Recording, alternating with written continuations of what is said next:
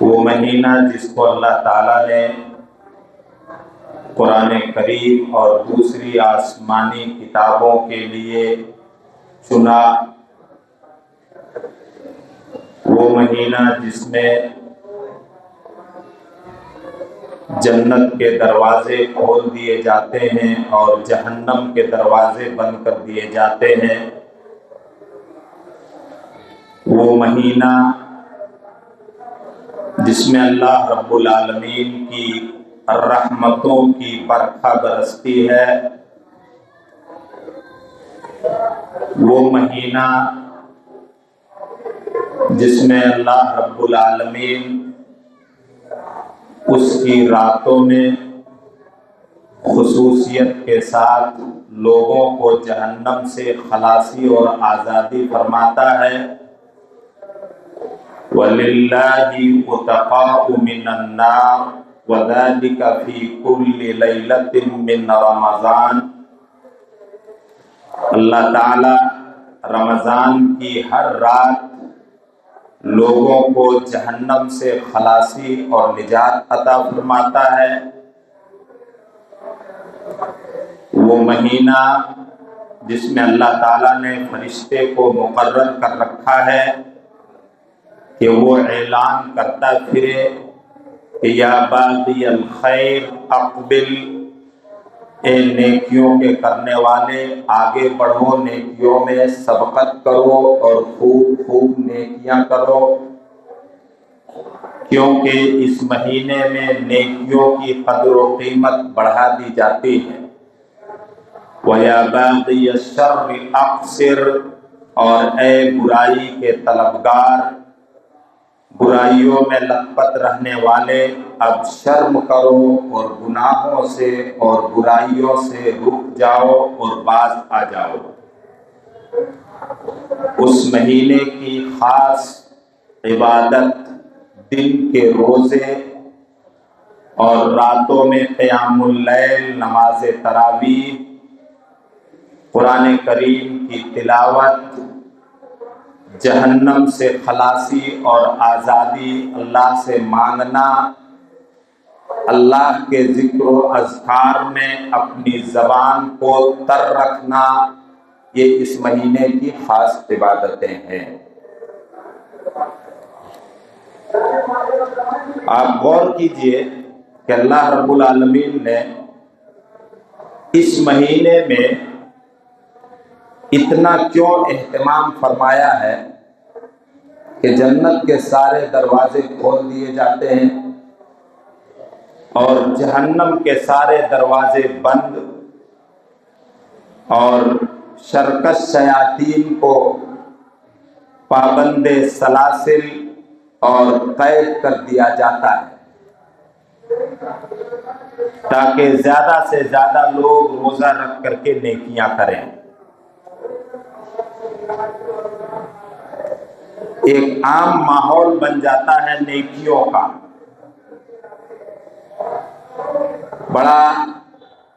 بڑے افسوس کے ساتھ یہ بات کہی جاتی ہے کہ جو رمضان کے یہ سال کے اور جمعوں کا اہتمام نہیں کرتے، اس جیسا گنہگار بھی جمعے کی نماز کا اہتمام کرنے لگتا ہے۔ یہ سارے اہتمام اللہ نے اس لیے کیے ہیں کہ ہم اپنے رب کو راضی اور خوش کر کے اس مہینے میں اپنے لیے بخشش کا پروانہ لکھوا لیں۔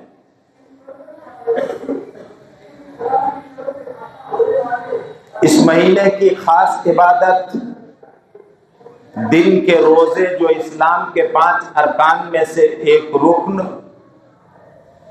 جو بغیر شرعی عذر اور کارن کے معاف نہیں۔ خاص طور سے وہ لوگ بڑے قابل مبارکباد ہیں جو محنت و مشقت کے کام کرتے ہیں، مزدوری کرتے ہیں، اس کے باوجود روزہ رکھتے ہیں اور کام کے بہانے سے روزہ نہیں کھاتے، روزہ خوری نہیں کرتے ہیں، وہ لوگ بڑے مبارکباد کے لائق ہیں۔ اللہ تعالیٰ ان لوگوں کی اور تمام روزے داروں کی روزوں کو اور دوسری نیکیوں کو قبول فرمائے۔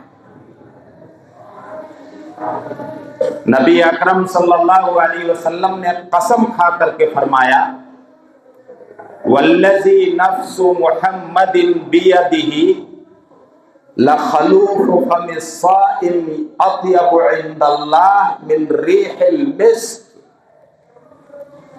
اس ذات کی قسم جس کے قبضے میں محمد کی جان ہے، روزے دار کے منہ کی بدبو اللہ کو مشک کی خوشبو سے بھی زیادہ پسندیدہ ہے۔ اللہ اکبر۔ تھوڑی سی مشقت برداشت کی، اپنے کام کاج کے ٹائم کو تھوڑا سا ایڈجسٹ کیا، بھلے اپنی تھوڑی سی مزدوری میں کمی ہو گئی، لیکن اپنے آپ کو روزہ رکھنے کے لیے تیار کیا اور روزہ رکھنا شروع کیا۔ تو ہمارے روزے دار کے منہ کی بدبو اللہ تعالیٰ کو مشک کی خوشبو سے زیادہ پسندیدہ ہے۔ وَلِلصَّائِمِ فَرْحَتَانِ، اور روزے داروں کے لیے دو خوشیاں ہیں۔ اذا افطر فرح، جب وہ روزہ افطار کرتا ہے تو اس کو بڑی خوشی ہوتی ہے۔ وَإِذَا لَقِيَ رَبَّهُ فَرِحَ، اور جب اپنے رب سے وہ ملے گا اور رب کے ہاتھوں سے روزے کا خاص بدلہ پائے گا تو اس بدلے کو پانے کے بعد روزے دار کو بڑی خوشی ہوگی۔ اللہ کے نبی صلی اللہ علیہ وسلم کا فرمان، حدیث قدسی، کہ اللہ کا فرمان ہے کہ ابن آدم کا ہر عمل اس کے لیے ہے، تمام نیکیاں وہ جو کرتا ہے اللہ ہی کے لیے کرتا ہے، لیکن روزے کے تعلق سے اللہ رب العالمین خصوصیت کے ساتھ فرماتا، الصوم لی وانا اجزی بہ، روزہ خاص میرے لیے ہے اور میں ہی اس کا بدلہ دوں گا۔ اللہ اکبر۔ اللہ تعالیٰ اپنے مبارک ہاتھوں سے اس کا بدلہ دے گا۔ اس کا کیا مطلب ہے کہ روزہ خاص میرے لیے ہے؟ روزہ اللہ کے بیچ اور روزے دار کے بیچ ایک راز ہے، ایک سیکریٹ ہے، جس راز کو اللہ کے سوا کوئی نہیں جانتا۔ ایک روزہ خور آدمی جو روزہ خوری کے گناہ میں مبتلا ہے اور دن بھر اپنے آپ کو وہ روزے دار ظاہر کرتا ہے دوسروں کے سامنے، لیکن رب جانتا ہے کہ یہ فراڈ کر رہا ہے۔ یہ ایک ایسا راز ہے روزہ جو اللہ کے سوا اور کوئی نہیں جان سکتا جب تک کہ بندہ خود اپنے منہ سے بتا نہ دے۔ ایک اعرابی دیہاتی نبی اکرم صلی اللہ علیہ وسلم کی خدمت میں حاضر ہوتا ہے، جنت پر ہمارا ایمان، جنت میں لے جانے والے اعمال اور نیکیاں اللہ کے نبی بتا رہے ہیں۔ آ کر کے وہ عرض کرتا ہے کہ اللہ کے رسول، آپ ہمیں ایسا عمل اور نیکی بتائیے، ایمان تو ہے ہی، اللہ کو اللہ مان رہا ہے، اللہ کی توحید کو مان رہا ہے، جنت و جہنم کو مان رہا ہے، یہ سب ایمانیات میں سے آتا ہے۔ اب آ کر کے وہ سوال کر رہا ہے کہ آپ ہمیں ایسا عمل بتلائیے، ایسی نیکی بتائیے، اذا عملت دخلت الجنہ، کہ اگر میں اس نیکی کو کروں تو جنت میں داخل ہو جاؤں۔ کیا پتا چلا؟ بغیر عمل کے، صرف ایمان کی وجہ سے، اپنے آپ کو مسلمان کہنے کی وجہ سے پہلے مرحلے میں جنت نہیں ملے گی. مومن کا ٹھکانہ تو جنت ہے ہی، لیکن اگر عمل نہیں ہے، بڑے بڑے گناہ کیے ہیں اور ان گناہوں سے توبہ نہیں کیا ہے، ان گناہوں کو چھوڑا نہیں ہے، اللہ سے معاف نہیں کروایا ہے، تو صرف مسلمان ہونے کی وجہ سے پہلے ہی مرحلے میں جنت میں وہ نہیں جائے گا. نبی کے زمانے کا مسلمان ہے، کتنا مضبوط ایمان ہوگا، معاملات میں لین دین میں کتنا کھرا ہوگا، دوسروں کے حق ادا کرنے میں کتنا پکا ہوگا. سچا اور پکا مسلمان ہے. تبھی تو فکر ہو رہی ہے کہ جنت میں کیسے جاؤں. آج منبر رسول سے اس سچے اور پکے مسلمان کا سوال جو نبی سے کیا تھا سن رہے ہیں. جواب دینے والے نبی ہیں، کوئی وقت کا امام عالم مولوی نہیں ہے. ہم اپنے ایمان کا جائزہ لیں، جنت کی کتنی طلب ہے ہمارے اندر، ہم اس کا جائزہ لیں. اے اللہ کے رسول ایسا عمل بتلائیے کہ اگر میں اس کو کروں تو کر کے جنت میں چلا جاؤں. آپ نے فرمایا تعبد اللہ ولا تشرک بہ شیئا، ایک اللہ کی عبادت کرنا اور اس کے ساتھ شرک نہیں کرنا. عبادت ہو اور شرک سے پاک زندگی ہو. ایک مسلم سے، ایک مومن سے شرک کا گناہ ہو سکتا ہے، ورنہ اللہ کے نبی نے کیوں کہا؟ اپنے زمانے کے ایک مسلمان سے کہا کہ اللہ کی عبادت و بندگی کرنا اور اس کے ساتھ شرک نہیں کرنا. پہلے عبادت و بندگی ہے، پھر شرک کے گناہ سے بچنا ہے. عبادت میں، اللہ کی بندگی میں ساری عبادتیں آ گئی، اب الگ سے کچھ نیکیوں کا نام لے رہے ہیں اللہ کے نبی. تقیم الصلاۃ المکتوبہ، فرض نمازوں کا پابند رہنا، موسم دیکھ کر کے رنگ نہیں پکڑنا، موسم دیکھ کر کے رنگ نہیں بدلنا.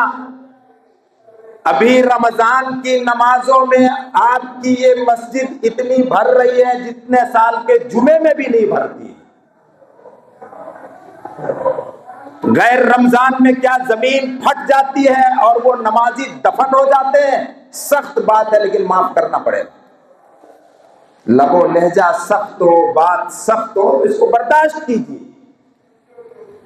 یہ ہماری نکتہ پنی ہے، یہ ہم خود اپنے ایمان اور اپنے عمل کا، اپنی نیکیوں کا، اپنے کردار سے مذاق اڑا رہے ہیں کہ گیا رمضان، بھی نماز کو طلاق، بھی مسجد کو طلاق. ساری عبادتیں آ گئی اس میں کی نہیں کہ اللہ کی عبادت کرنا، شرک نہیں کرنا. پھر وَتُقِيمُ الصَّلَاةَ الْمَكْتُوبَةَ، فرض نمازوں کو قائم کرنا. وَتُؤَدِّ الزَّكَاةَ الْمَفْرُوضَةَ، زکوٰۃ فرض ہو تو اس کو ادا کر دینا. رمضان المبارک میں پوری دنیا کے مسلمان مالی عبادت کا اہتمام کرتے ہیں. جن پر زکوٰۃ فرض ہو وہ حساب و کتاب کے ساتھ 2.5% زکوٰۃ ادا کریں. اس پر خطبہ انشاءاللہ آئندہ جمعے کو ہوگا. وَالتَّصُومُ، اور رمضان اور رمضان کے روزے رکھنا. یہ 3 نیکیوں کا ذکر کیا خصوصیت کے ساتھ. 3 نیکیوں کا ذکر کیا. نوجوانوں کو دیکھ کر کے بڑا افسوس ہوتا ہے کہ ان کو اپنی جوانی پر بڑا ناز ہے، بڑا گھمنڈ ہے. جو اللہ کے سامنے جھکنا نہیں چاہتے، جو اپنی کمر اور اپنی پیشانی کو اللہ کے سامنے جھکانا نہیں چاہتے، ایسے نوجوان جو عمل میں کوتاہ ہے، رمضان میں اسلام کا اور مسلمان ہونے کا رنگ چڑھا لیتے ہیں۔ آپ اپنے جھوٹے نفس کو تو خوش کر سکتے ہیں لیکن اپنے رب کو خوش نہیں کر سکتے۔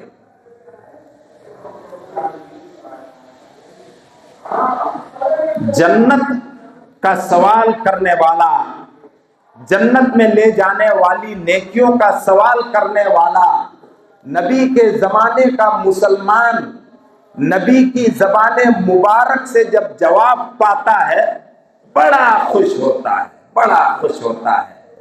مل گیا جنت کا پٹا، اور پٹا دینے والے نبی نے بتا دیے اعمال کی صورت میں، نیکیوں کی صورت میں۔ صرف اس وجہ سے نہیں، کیوں چنتا کرتے ہو، کیوں فکر کرتے ہو، میری امت میں ہو چلے جاؤ گے جنت میں، نہیں جا پاؤ گے، پھنس جاؤ گے۔ بڑا فراڈ ہو رہا دین کے نام پر، سخت الفاظ نکل رہا ہے زبان سے۔ کیوں چنتا کرتے ہو، کیوں فکر کرتے ہو؟ نبی خود مشکل کشا ہیں، جنت میں داخلہ دلوا دیں گے۔ اس دیہاتی کو، اس بھولے بھالے اپنے زمانے کے مسلمان کو تو نیکیاں بتا رہے کہ یہ کرو، اور آج کل کے مسلمان صرف نبی کے امتی ہونے کے نام پر جنتی ہونے کے ٹھیکیدار بنے بیٹھے۔ بڑا خوش ہوا، ایمان کا سچا تھا، وہ جنت میں اپنی جگہ اپنی زندگی ہی میں پکی کروانا چاہ رہا تھا۔ قسم کھا کر کے کہا، اس دیہاتی نے قسم کھا کر کے کہا، واللہ لا ازید علی ھذا، اللہ کی قسم میں اس کے سوا اور کچھ نہیں کروں گا۔ ہم لوگ کچھ نفلی عبادتیں کر لیتے ہیں فرض چھوڑ کر کے، کبھی محرم میں عاشورہ کے روزے رکھ لیں گے، کبھی بقرعید سے ایک دن پہلے عرفہ کے رکھ لیں گے، اور رمضان کے 29-30 روزے بیکار جائیں گے۔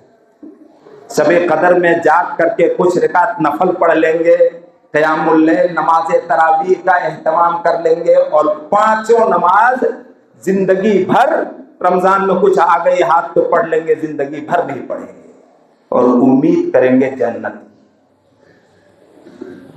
تینوں فرض پر عمل کرنے کی قسم کھائی اس مسلمان نے نبی کے سامنے، اور یہ بھی کہا اس سے زیادہ میں کچھ نہیں کروں گا۔ فرض ادا کر رہے ہیں، نفل کی توفیق ملے گی، ٹائم ملے گا، کام کاج سے فرصت ہوگی، کریں گے، لیکن فرض نہیں چھوڑیں گے۔ نبی کے سامنے قسم کھایا اور جانے لگا۔ نبی صلی اللہ علیہ وسلم نے بھی بشارت و خوشخبری دے دی۔ وہاں جو حاضر تھے، کیجئے عمل، اس خوشخبری میں ہم آپ بھی داخل ہو سکتے ہیں۔ اس خوشخبری کا دروازہ بند نہیں ہوا ہے، ہم آپ داخل ہو سکتے ہیں۔ نمازوں کی پابندی کیجئے، رمضان دیکھ کر کے رمضان کا رنگ مت چڑھائیے، فرض نمازوں میں منمانی مت کیجئے، اگر مالی حیثیت ہے تو زکوٰۃ دیجئے، نہیں تو نفلی صدقات حسب توفیق حیثیت کے مطابق کیجئے۔ رمضان کا مہینہ صحت کے ساتھ، تندرستی کے ساتھ پا گئے ہیں، روزہ رکھنے کے لائق ہے، روزے رکھیے، کام کاج کو تھوڑا سا آگے پیچھے کر دیجیے، لیکن کام کاج کے نام پر روزہ مت چھوڑیے۔ تو نبی نے اپنے ساتھ بیٹھے مسلمانوں سے کہا، سب صحابہ، اللہ اکبر، کتنے سچے ایمان و عمل والے، کہ جس کو اس بات سے خوشی ہو کہ وہ دنیا میں اس دھرتی پر جنتی آدمی کو دیکھے تو اس دیہاتی کو دیکھ لے۔ مدینہ اس زمانے کا ایک شہر تھا، آج جیسا نہیں، چھوٹا شہر جس میں پڑھے لکھے لوگ بھی تھے، صحابہ۔ شہری لوگ تھے اور جنت کی بشارت پائی ایک دیہاتی نے. شہریوں سے کہا بھلے یہ دیہاتی ہے اور دیہات سے آیا ہے, یہ وعدہ کر رہا ہے کہ نمازیں پڑھے گا, زکوٰۃ اگر اس پر فرض ہوگی تو دے گا, رمضان کے روزے رکھے گا, یہ جنتی ہے, یہ جنتی ہے. میرے بھائیوں اور دوستوں, رمضان المبارک کے روزے اللہ نے فرض کیے لعلکم تتقون, تم کو پرہیزگار بنانے کے لیے, متقی بنانے کے لیے, اور تمہارے اندر اللہ کا ڈر اور خوف پیدا کرنے کے لیے. ہم اس مقصد کو رکھ کر کے روزہ رکھیں کہ اللہ نے جو روزے فرض کیے ہیں ہمارے دلوں میں تقوی و پرہیزگاری پیدا کرنے کے لیے, اللہ کا ڈر اور خوف پیدا کرنے کے لیے کیا ہے. روزے میں حلال چیزوں کو جو اللہ نے حلال کیا ہے کھانا پینا, روزے کے نام پر چھوڑ دیتے ہیں, تب روزہ ہوتا ہے. یہ تو کھانے پینے کی چیزیں ہوئی, اور کام بھی کچھ ہے جو روزے کی حالت میں حرام ہے, ان کاموں کو کرتے ہیں. جھوٹ بولنا, غیبت کرنا, فراڈ کرنا, دغا دینا, یہ سب بڑے بڑے گناہ کبیرہ ہیں. ان کو کیا روزے کی حالت میں ایک مسلمان نہیں کرتا ہے؟ آرام سے کرتا ہے روزہ. اسی وجہ سے ہمارے روزے بے اثر ہوتے جا رہے ہیں, ہمارے روزے بے اثر ہوتے جا رہے ہیں. روزے کے نام پر ہم کھانا پینا تو چھوڑ دیتے ہیں, لیکن معاملات میں, لین دین میں اور بولنے میں ہم بڑے بے احتیاط ہیں. ان چیزوں پر انشاءاللہ عصر کے درس میں روشنی ڈالی جائے گی. قربانی کا جب زمانہ آتا ہے تو سورہ حج کی آیت سنائی جاتی ہے کہ تمہاری قربانی کا گوشت اور خون اللہ تک نہیں پہنچتا ہے. کیا پہنچتا ہے؟ تمہارے دل میں کتنا تقویٰ ہے, کتنی پرہیزگاری ہے, یہ پہنچتا ہے. تو روزے کے نام پر جو ہم بھوک و پیاس کی مشقت برداشت کرتے ہیں, یہ بھوک و پیاس کی مشقت اللہ کے پاس نہیں پہنچتی ہے, بلکہ روزے سے ہمارے اندر کتنا تقویٰ اور پرہیزگاری پیدا ہو رہا ہے یہ اللہ تک پہنچتا ہے. اس فکر کے ساتھ روزہ رکھیے, نمازوں کی پابندی ہر حال میں کرنے کا عزم کیجیے, اور نبی نے جو دیہاتی کو خوشخبری دی تھی وہ خوشخبری آپ اپنے لیے سمجھیے, اور جنت میں اپنے داخلے کو اللہ کے فضل و کرم سے پکا کیجیے. اللہ نے موقع دیا ہے, صحت دی ہے, تندرستی دیا ہے, جوانی دی ہے. اللہ رب العالمین ہمارے حال پر رحم فرمائے. اللہ تعالی ہم سب کو عمل کرنے کی توفیق عطا فرمائے. اللہ رب العالمین اس مبارک مہینے میں ہمارے دلوں کو اپنی طاعت و بندگی اور فرما برداری کی طرف پھیر دے, اور ہر قسم کے گناہوں سے بچائے, اور اس مہینے کی نیکیوں کو قبول فرمائے.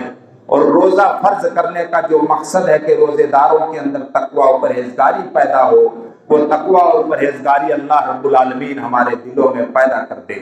بارک اللہ لنا ولکم فی القرآن الحکیم ونفعنا وإیاکم بالآیات.